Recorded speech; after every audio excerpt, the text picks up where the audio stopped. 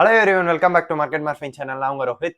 நான் ஒரு சீரிஸ் மாதிரி பண்ணிட்டு இருந்தேன். அதாவது ஒரு சில வேல்யூ கம்பெனிஸ் எல்லாம் பத்தி பேசிட்டு இருந்தேன். ஸோ அந்த கம்பெனியை வாங்குவேனா மாட்டேனா, அதோடைய ரேஷியோஸ் பத்தி ஸோ எல்லாத்தையும் நான் ஒரு சீரீஸா பண்ணிட்டு இருந்தேன். நெக்ஸ்ட் அங்கிருந்து நெக்ஸ்ட் ஸ்கிப் பண்ணி சப்ஸ்கிரைபர் சீரிஸ் அப்படின்ட்டு சப்ஸ்கிரைபர் கேட்குற கம்பெனி பத்தி எல்லாம் பேசிட்டு இருந்தேன். ஸோ அந்த லிஸ்ட்ல நமக்கு இன்னைக்கு என்ன பார்க்க போறோம் அப்படின்னு பார்த்தீங்கன்னா, சாய் ஸ்ரீராம் அப்படின்ற ஐடியில இருந்து கேட்டிருந்த west Coast Paper Mill limited அப்படின்ற ஒரு கம்பெனியை பத்தி பேச சொல்லியிருந்தாங்க. ஸோ இந்த இந்த வீடியோல அந்த கம்பெனியை பத்தி தான் பார்க்க போறோம். இவங்க எப்போ ஸ்டார்ட் பண்றாங்க அப்படின்னு பார்த்தீங்கன்னா 1955ல West Coast Paper Mill Limited அப்படின்னு ஸ்டார்ட் பண்றாங்க. இவங்க தான் one of the oldest producer in paper மில்லில் இவங்களும் கொஞ்சம் ஓல்டஸ்ட் அண்ட் லார்ஜஸ்ட் ப்ரொடியூசரா இருக்காங்க.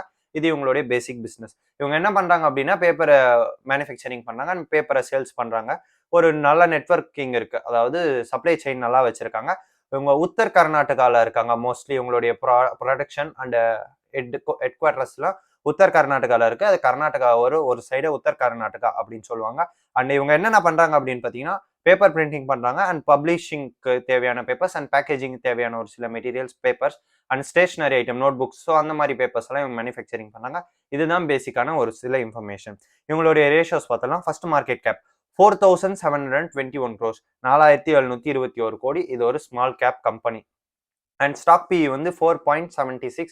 ஸ்டாக் பி அப்படின்றது பிரைஸ் டு ஏர்னிங்ஸ். ₹1 earn பண்றதுக்கு நான் எவ்வளவு கொடுக்கணும் அப்படின்னு தான் பிரைஸ் டு ஏர்னிங்ஸ். எத்தனை டைம்ஸ் கொடுத்து வாங்குறோம் அப்படின்றது உங்களுக்கு புரியுற மாதிரி சொல்றேன். And ROC, return on capital employed, அது 52.9 இருக்கு. பெட்டரா இருக்கே அப்படின்னு பாத்தீங்கன்னா அதையும் சொல்றேன் இந்த வீடியோல. And return on assets, and return on assets அப்படின்றது அவங்க கிட்ட எவ்வளவு அசெட் இருக்கு, அதுல இருந்து அவங்க எவ்வளவு ஏர்ன் பண்றாங்க அப்படின்றது தான். அது 29.6ல இருக்கு. And EBITDA earnings before tax and amortization 2.69, sales growth 15% இருக்கு. And dead to equity 0.04. ₹1 அவங்க காசுனா அதுல 4 பைசா கடன்ல இருக்கு. அவ்வளவுதான். சிம்பிளா புரியுற மாதிரி உங்களுக்கு சொல்றேன். கரண்ட் பிரைஸ் வந்து 715, புக் வேல்யூ வந்து 448. புக் வேல்யூ அப்படின்றது கடைசியா திவாலான அந்த கம்பெனில இருந்து நம்மளுக்கு என்ன கிடைக்கும் அப்படின்றது தான் புக் வேல்யூ. ஸோ அது 448. ஸோ மார்ஜின் ஆஃப் சேஃப்டி விட அதிகமாக தான் இருக்கு. And ROI, return on equity, ₹100 கொடுத்தா நம்ம அந்த கம்பெனி எவ்வளோ ஏர்ன் பண்ணி கொடுக்கும் அப்படின்றது தான் ரிட்டர்ன் ஆன் ஈக்விட்டி. அது 44.8ல இருக்கு. அண்ட் இன்ட்ரன்சிக் வேல்யூ மார்க்கெட் என்ன வேல்யூவேட் பண்ணிருக்குன்னா 2857. And number of equity shares வந்து 6 crore ஷேர்ஸ் இருக்கு. அண்ட் ஏர்னிங் பர் ஷேர் வந்து ₹148 ஏர்ன் பண்ணிட்டு இருக்காங்க. அண்ட் டிவிடெண்ட் ஹீல் வந்து 1.40 இருக்கு. Face value ₹2. And promoter holding 56% இருக்கு. பிரைஸ் டு புக் வேல்யூ வந்து 1/1.60 ரேஷியோஸ்ல இருக்கு. அதாவது 1.6 டைம்ஸ் இதுல ஏர்னிங்ஸ்ல இருக்கு பிரைஸ் டு புக். ஃபர்ஸ்ட் இவங்களுடைய பேசிக் பிசினஸ் செக்மெண்ட் என்ன அப்படின்னு பார்த்தீங்கன்னா 93% வந்து paper and paper board divisions and 7% எதுல அப்படின்னு பார்த்தீங்கன்னா இந்த ஆப்டிக் ஃபைபர் அந்த வயர்ஸை மேனுஃபேக்சரிங் பண்றதுலாம் இவங்களுடைய 7% இருக்கு. 93% வந்து பேப்பர் அண்ட் பேப்பர் போர்ட் டிவிஷன்ல பண்ணிட்டு இருக்காங்க. ஸோ இவங்களுடைய paper and paper board brands என்னென்ன அப்படின்னு பார்த்தீங்கன்னா B2B, copy plus, copy gold, document, Wesco bond. So இதுதான் இவங்களுடைய பிராண்ட்ஸ். இவங்க என்ன பண்றாங்க அப்படின்னு பார்த்தீங்கன்னா பேப்பர்ஸை தயாரிக்கிறாங்க ஆஃபீஸ் ஒர்க்குக்கு அண்ட் ஸ்டேஷனரி, அதாவது ஸ்டூடெண்ட்ஸ்க்கு தேவையான பேப்பர்ஸ். நான் அப்பயே சொல்லியிருந்தேன்னா நார்மலாக பேப்பர் கம்பெனினா என்ன தயாரிக்குமோ அந்த மாதிரி நோட் புக்ஸுக்கு தேவையான பேப்பர் அண்ட் பேக்கேஜிங் தேவையான பேப்பர் தான் பண்றாங்க. ஸோ இதுதான் இவங்களுடைய பேசிக் இது பேப்பர் மேனுஃபேக்சரிங். இது வந்து கொஞ்சம் ஒரு சில ப்ராடக்ட்ஸ் வந்து கொஞ்சம் ப்ரீமியமா இருக்கும். இதுல மெயினா அந்த வெஸ்கோ பாண்ட் அப்படின்றது கொஞ்சம் ப்ரீமியமான டிவிஷன் அப்படின்னு சொல்றாங்க. நெக்ஸ்ட் கேபிள் டிவிஷன், நான் சொல்லியிருந்தேன் 7% ஆஃப் ரெவன்யூ வந்து கேபிள்ல இருந்து வருது அப்படின்ட்டு. ஸோ என்ன பண்றாங்க அப்படின்னு பார்த்தீங்கன்னா ஆப்டிக் ஃபைபர் கேபிளை இவங்க மேனுஃபேக்சரிங் பண்றாங்க. கிட்டத்தட்ட இவங்க 72,246 கிலோமீட்டர்ஸ்க்கான மேனுஃபேக்சரிங் பண்ணியிருக்காங்க. கிலோமீட்டர்ஸ்க்கான கேபிள்ஸை மேனுஃபேக்சரிங் பண்ணியிருக்காங்க. And optic fibre and FRP rod cables எல்லாம் இவங்க மேனுஃபேக்சரிங் பண்ணிட்டு இருக்காங்க. அண்ட் கிளாஸ் ரோவரிங் அதையும் மேனுஃபேக்சரிங் பண்ணி தராங்க. இது எங்க ரன் ஆயிட்டு இருக்கு அப்படின்னு பார்த்தீங்கன்னா மைசூர்ல ரன் பண்ணிட்டு இருக்காங்க. அண்ட் இவங்களுடைய இது இருக்கு டிஸ்ட்ரிபியூஷன் நெட்வொர்க் வந்து கிட்டத்தட்ட 75 டீலர்ஸ் இருக்காங்க அண்ட் 6 ஜோன்ஸ்ல இருக்கு. கிட்டத்தட்ட 6 ஆஃபீஸஸ் இந்தியா ஃபுல்லா இருக்காங்க. ஒரு பேப்பர் டிஸ்ட்ரிபியூஷன் கம்பெனிக்கு 6 ஆஃபீஸஸ் இந்தியா ஃபுல்லா இருக்கு. அண்ட் 22 கண்ட்ரீஸ்லயும் இவங்க ட்ரேட் பண்ணிட்டு இருக்காங்க. அண்ட் இவங்களுடைய பேரண்ட் கம்பெனி யாரு அப்படின்னு பார்த்தீங்கன்னா எஸ்கே பங்காரு குரூப் அப்படின்றது தான் இவங்களுடைய பேரண்ட் கம்பெனி. இதுதான் இந்த கம்பெனியோட மொத்த பிசினஸ் மாடலே. ஒண்ணுமே கிடையாது. இவங்களுடைய 100% ரெவன்யூல 93% பேப்பர் செல்லிங்ல வருது, 7% ஆப்டிகல் ஃபைபர் கிரியேட்டிங்ல வருது. இதுதான் பெருசா இந்த கம்பெனில பேப்பர் டிவிஷன் எதுவுமே கிடையாது. அதாவது சாரி, இந்த கம்பெனில வேற எந்த டிவிஷன்ஸும் கிடையாது. இவங்களுடைய ப்ரோஸ் அண்ட் கான்ஸ் என்ன சொல்றாங்கன்னா டெட் இல்ல, அண்ட் தென் ஆர்ஓசி அதிகம், ஆர்ஓஇ அதிகம், ஆர்ஓஏ அதிகம். இந்த கம்பெனி வந்து ப்ரொமோட்டர் ஹோல்டிங்கும் 50% மேல இருக்கு அப்படின்னு சொல்றாங்க. பட் ஒரே ஒரு டிஸ்அட்வான்டேஜ் நான் சொல்றது என்னன்னா, இந்த டிஸ்அட்வான்டேஜால இந்த கம்பெனியை வாங்க மாட்டேன்னா.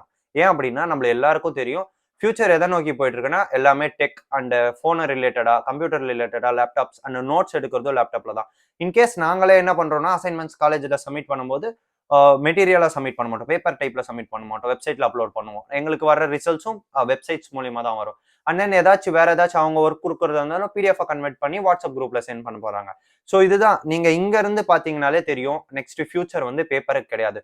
ஸோ பேப்பர் அப்படின்றது நீங்க பேங்க்ல பார்த்தாலும் கிடையாது, ஸ்கூல்ஸ்ல பார்த்தாலும் கிடையாது, காலேஜ்ல பார்த்தாலும் கிடையாது. இப்ப இருக்கிற ஒரே பேப்பர் யூசிங் எங்க அப்படின்னு பாத்தீங்கன்னா எக்ஸாம்ஸ்ல கொஞ்சம் ஒரு யூஸ் பண்றாங்க. அதுவும் ஃபியூச்சர்ல மாத்திட்டு எல்லாமே டெக்குக்கு எடுத்துட்டு வந்துருவாங்க. ஸோ பேப்பர் அப்படின்றது ஒரு ஃபியூச்சரே கிடையாது. 93% ஆஃப் ரெவன்யூ ஒரு கம்பெனி பேப்பரை நம்பி இருக்குன்னா அந்த கம்பெனி வாங்குறது வேஸ்ட். நம்ம வந்து இப்போதைக்கு பார்க்கக்கூடாது, நெக்ஸ்ட் 2 இயர்ஸ் இருக்கும், 5 இயர்ஸ் இருக்கும், நான் அதுக்குள்ள ப்ராஃபிட் பண்ணிட்டு வெளில வந்துடுவேன் அப்படி பார்க்கக்கூடாது. ஒரு ஸ்டாக் ஒரு கம்பெனி நம்ம இன்வால்வ் ஆகிறோம் அப்படின்னா அட்லீஸ்ட் ஒரு 20 இயர்ஸ் 15 இயர்ஸ் பார்த்தா தான் அந்த கம்பெனில நம்ம ஒரு பார்ட்னரா இருப்போம், நல்லா ப்ராஃபிட் பண்ண முடியும். ஸோ அதனால தான் நான் சொல்றது லாங் டேர்ம்ல பாருங்க அப்படின்னு. ஸோ பேப்பருக்கு ஃபியூச்சரே கிடையாது அப்படின்றப்போ அந்த கம்பெனியை வாங்கி நம்ம என்ன பண்ண போறோம்.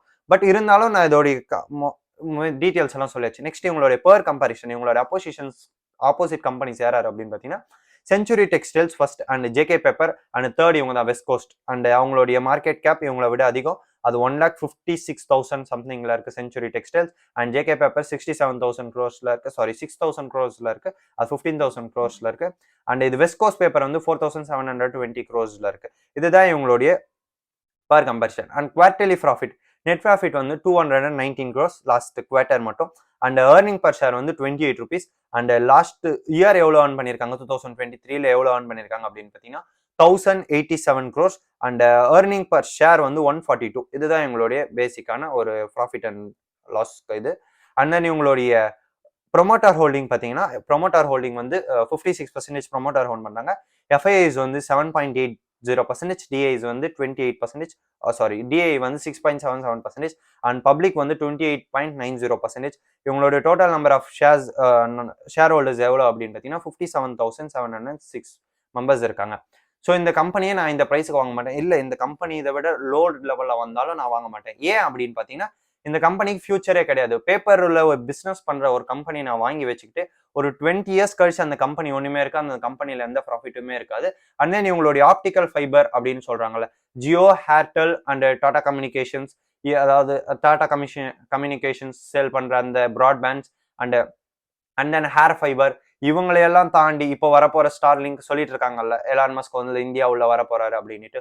ஸோ அந்த அளவுக்கு காம்படிஷன் உள்ள ஒரு மார்க்கெட்ல இந்த மாதிரி ஒரு சின்ன கம்பெனி சர்வே பண்றதும் அப்படின்றது டவுட். ஸோ 2 பிசினஸ் இருக்கு, அதுல 93% ஆஃப் பிசினஸ் ஒண்ணுமே கிடையாது அண்ட் 7% ரொம்ப டஃப் காம்படிஷன்ல இருக்காங்க. ஸோ நான் இந்த கம்பெனியை வாங்க மாட்டேன். நான் உங்களை வாங்குங்க வித்துருங்க நான் எதுவுமே சொல்லலை, நான் ஒரு செபி ரெஜிஸ்டர் அட்வைசர் கிடையாது. நான் இந்த ப்ரைஸ்க்கு வாங்கனா மாட்டானான்னு மட்டும் தான் சொல்லியிருக்கேன். நான் இந்த ப்ரைஸ்க்கு வாங்க மாட்டேன், எந்த ப்ரைஸா இருந்தாலும் இதை விட லோவா கொடுத்தாலும் நான் இந்த கம்பெனியை வாங்க மாட்டேன். ஸோ இந்த வீடியோ பிடிச்சிருக்கும் நம்புறேன். ஸோ பிடிச்சிருந்தா லைக் பண்ணிக்கோங்க, ஷேர் பண்ணிக்கோங்க, சப்ஸ்கிரைப் பண்ணிக்கோங்க. இந்த கம்பெனியை பத்தி அனாலிசிஸ் பண்ணி பேசியிருப்பேன் நம்புறேன். ஸோ சாய் ஸ்ரீராம் அந்த ஐடியில இருந்து கேட்டுட்டு இருக்க மாதிரி நான் இந்த கம்பெனியை பத்தி எல்லாம் டீட்டெயிலாக கவர் பண்ணியிருப்பேன்னு நினைக்கிறேன். So thank you.